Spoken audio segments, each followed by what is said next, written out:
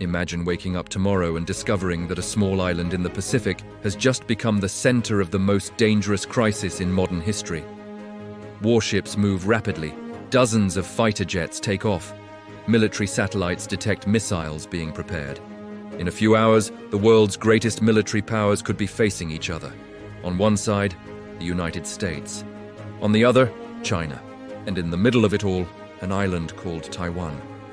Some analysts believe that a conflict there could trigger World War III.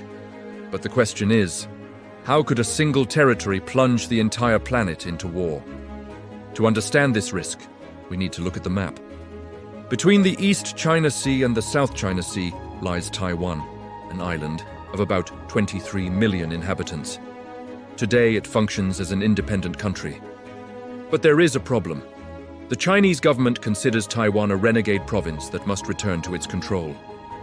Since the end of the Chinese Civil War in 1949, when the defeated government fled to the island, Beijing has maintained the same position. Taiwan will eventually be reunified with China, if necessary, by force. And this is where another powerful actor comes in, the United States. Officially, the United States does not recognize Taiwan as an independent country. But in practice, they do something very different. Since 1979, Washington has maintained a policy called strategic ambiguity. This means that the US does not clearly state whether it would defend Taiwan in the event of an invasion, but it never rules it out.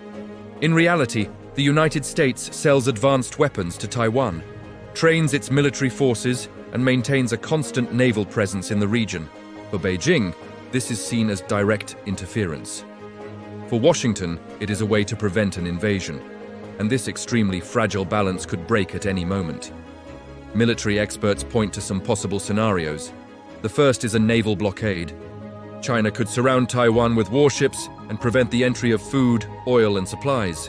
In a few months, the island's economy would collapse. Another scenario is an amphibious invasion. It would be one of the largest military operations in history.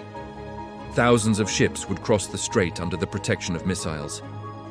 But this type of operation is extremely risky. Therefore, some analysts believe in something different.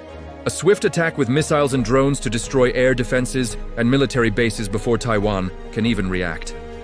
If this happens, the United States will have to decide quickly: intervene or watch the island fall.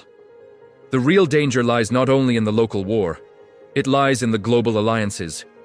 If the United States enters the conflict, several allies could become involved, among them Japan, Australia, South Korea. At the same time, other powers could take advantage of the crisis.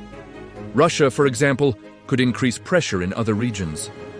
The conflict would quickly cease to be regional and would transform into a war between blocs. Exactly the type of scenario that marked the two world wars of the 20th century. There is one factor that makes this scenario even more dangerous. Both the United States and China possess nuclear arsenals. These weapons exist as a form of deterrence. The logic is simple. If two countries possess weapons capable of destroying each other, nobody wants to press the button first. But in a large-scale conventional war, the risk of escalation always exists. One mistake, one attack interpreted as an existential threat, or a desperate decision, and the world could enter uncharted territory.